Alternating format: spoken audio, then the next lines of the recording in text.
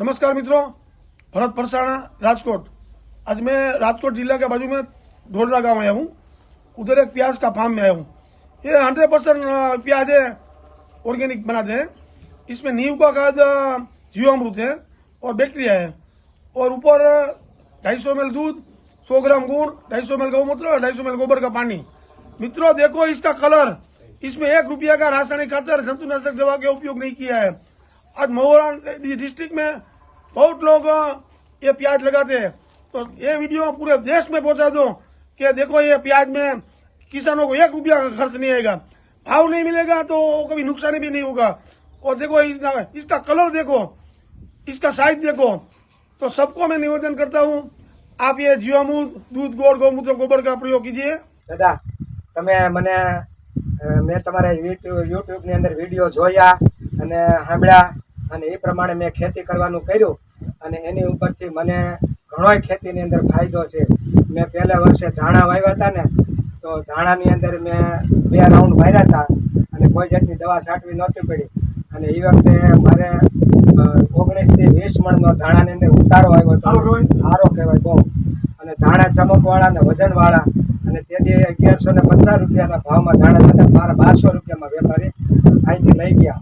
અને તેથી મને એમ થયું કે ખાતર દવા કરવા કરતાં દૂધ અને ગોળ 2 વસ્તુ છટાય અને એ છાંટવાથી પછી મેં વળતે વર્ષે મેં ચણાનું વાવેતર કર્યું। તો ચણાની અંદર મારે દૂધ અને ગોળ છાંટ્યું, તો એની અંદર પછી મેં તમારો સંપર્ક કર્યો ને તમે મંદિરે ઉત્સવમાં આવ્યા હતા ને તમે એમ કીધું કે આની અંદર તમે મને કે આની અંદર હજી 1 ગ્લાસ એટલે કે 200 ગ્રામ 150 ગ્રામ ગૌમૂત્ર નાખજો અને એનાથી મારે ચણા પણ મારે બહુ અઢળક ઉત્પાદન આવ્યું।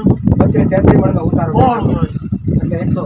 અને મેં આ ભાઈ ગોવિંદભાઈ ભનુભાઈ ભુવા ગોકળપરામાં રહે છે બગસરા, એમનું ટ્રેક્ટર આવ્યું હતું, એમણે કીધું કે આમાં તમે ખાતર નાખો નકર તમારે નહીં થાય। મેં કીધું કોરા બીયા વાવી દો, જે થાય ન થાય મારે ખર્ચો કરવો નથી। મેં ખાતર વગરના શીણા વાવ્યા હતા તોય મારે ઘણાય ઉત્પાદન આવ્યું। અને સોયાબીન વાવ્યા તો એમાં હું કોઈ વસ્તુની અંદર કાંઈ ખાતર દવા નાખતો નથી, જે થાય થોડું થાય એમ ખર્ચાવીને ખેતી થાય, પણ એક વખત ન થાય બીજી વખત તો કુદરતને દેવું જ પડે, એટલે ઘણું ઉત્પાદન આવે છે।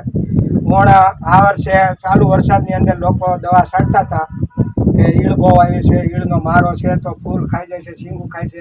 મેં કીધું ભલે ખાય, જે થાય, મારે છાંટવું નથી। તો મારે 18 મણનો ઉતારો સોયાબીનને આવ્યો અને જેણે 2-3 વરસાદની અંદર ચાલુ વરસાદમાં દવાઓ છાંટી હતી એને 15 મણ ને 14 મણનો જ ઉતારો આવ્યો। મેં આની અંદર 2 રાઉન્ડ દૂધ અને ગોળના છાંટ્યા હતા।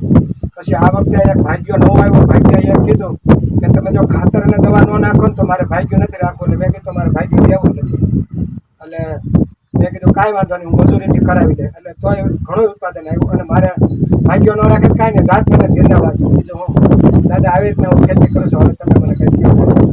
રાજુભાઈ, તમે આ રીતે ખેતી કરો, તમે બીજા ખેડૂતોને આના માટે પ્રેરણા આપો કે આમાં કંઈ ખર્ચો નથી। કારણ કે દૂધમાં શું છે, બધા પોષક તત્વો છે, કેલ્શિયમ, કાર્બન, મેંગેનીઝ, યુરિયા, એટલે ગૌમૂત્રમાં યુરિયા હોય છે, અને ખાસ તો આનાથી મધમાખી આપે છે।